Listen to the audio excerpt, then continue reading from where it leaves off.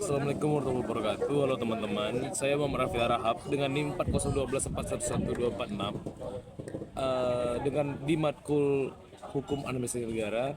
Di sini saya akan membahas tentang kewenangan pemerintahan.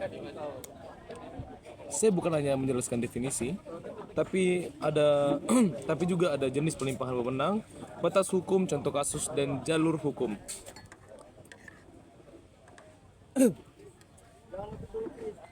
Pengertian kewenangan. Pengertian kewenangan adalah hak dan sekaligus tanggung jawab yang diberikan kepada badan atau pejabat pemerintahan untuk melakukan tindakan hukum di bidang tertentu. Yang berarti ketika negara memberi wewenang, ia memberi otoritas formal untuk mengambil keputusan publik. Tetapi otoritas itu terikat hukum dan bukan bebas semaunya. Secara konstitusional, kedudukan kewenangan lembaga pemerintahan juga berkaitan dengan posisi presiden yang memegang kekuasaan pemerintahan menurut Undang-Undang Dasar. Lalu, sumber kewenangan. Sumber kewenangan ada 3 jenis, yaitu atribusi, kewenangan yang diberikan secara langsung oleh undang-undang kepada badan atau pejabat. Lalu yang kedua ada delegasi. Pelimpahan kewenangan dari pejabat yang lebih tinggi kepada pejabat yang lebih rendah yang memindahkan kewenangan itu. Setelah delegasi, penerima bertindak atas wewenang tersebut secara mandiri. Lalu yang ketiga ada mandat. Pelimpahan kewenangan tetapi tanggung jawab tetap pada pemberi mandat. Penerima hanya bertindak atas nama pemberi mandat. Sorry guys. Lalu ada batasan dan prinsip penggunaan kewenangan. Kewenangan bukan lisensi kosong. Undang-Undang Administrasi Pemerintahan menegaskan batasnya, pejabat dilarang menyalahgunakan wewenang. Misalnya, melampaui bidang wewenang atau menggunakan wewenang untuk tujuan lain selain tujuan yang diberikan. Di sini muncul asas-asas pemerintahan yang baik, legalitas, proporsionalitas, tujuan publik, dan non-diskriminasi. Pelanggaran bisa membawa konsekuensi administratif maupun yudisial. Contohnya saja, jika kepala daerah menerbitkan izin yang jelas-jelas di luar kewenangannya, tindakan tersebut dapat dianggap melampaui kewenangan dan dapat dibatalkan lewat mekanisme hukum, yang berarti batal demi hukum. Lalu, penyalahgunaan wewenang dan konsekuensinya. Konsep penyalahgunaan wewenang terjadi saat pejabat menggunakan wewenang bukan untuk tujuan umum yang diberikan, melainkan untuk kepentingan pribadi atau tujuan lain.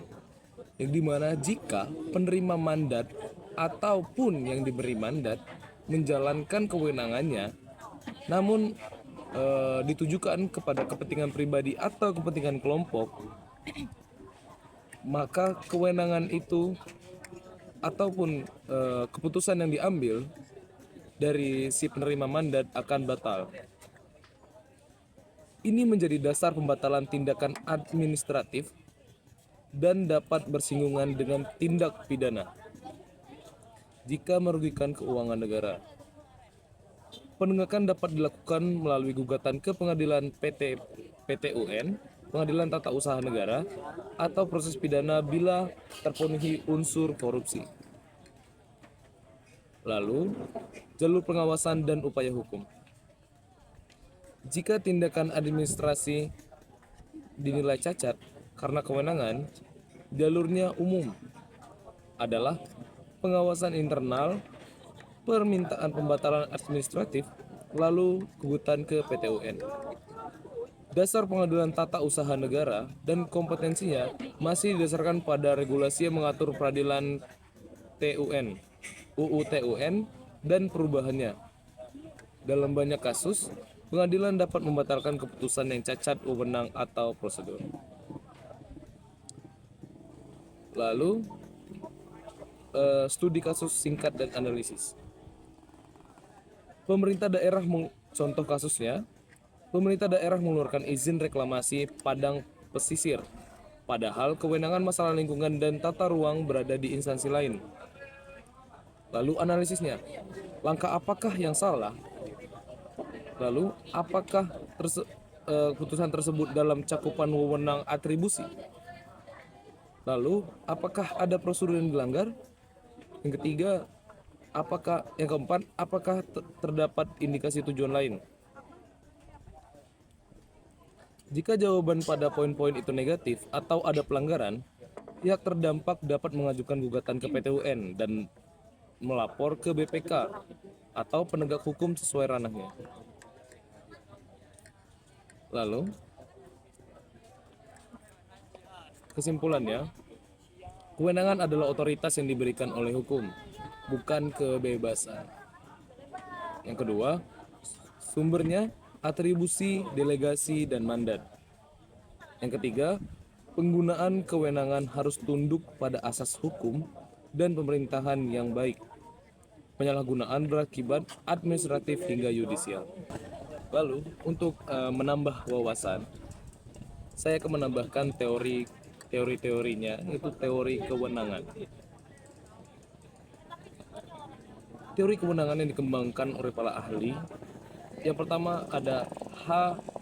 D. Stout, menyebut kewenangan sebagai keseluruhan aturan yang memberi hak dan kewajiban bagi pejabat administrasi negara. Yang kedua ada Philippus M. Hajon, menegaskan bahwa kewenangan berbeda dari kekuasaan. Kekuasaan bisa lahir tanpa dasar hukum, tapi kewenangan selalu terikat dengan hukum. Artinya, setiap tindakan pemerintahan harus punya dasar kewenangan. Kalau tidak, disebut on default atau tidak berwenang.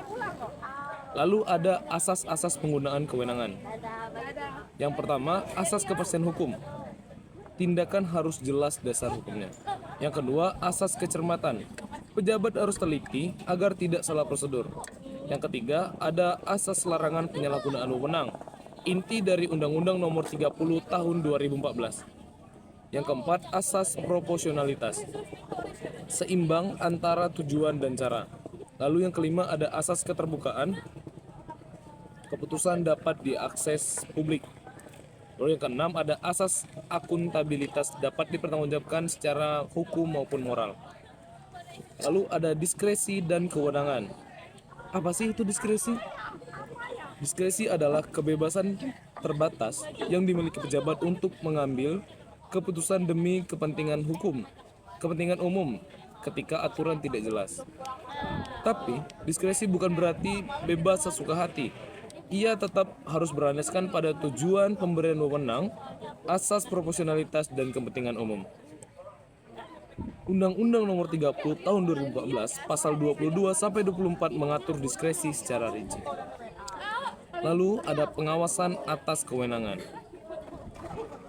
Kewenangan pemerintah harus diawasi agar tidak disalahgunakan.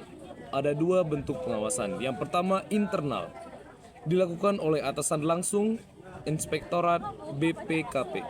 Lalu yang kedua ada pengawasan secara eksternal oleh BPK, Ombudsman, DPR, bahkan masyarakat melalui gugatan di PT UN. Pengawasan ini adalah mekanisme check and balance dalam administrasi negara. Lalu ada kewenangan dan tanggung jawab negara. Bila pejabat melampaui wewenang dan merugikan masyarakat, negara bisa dituntut untuk memberikan ganti rugi.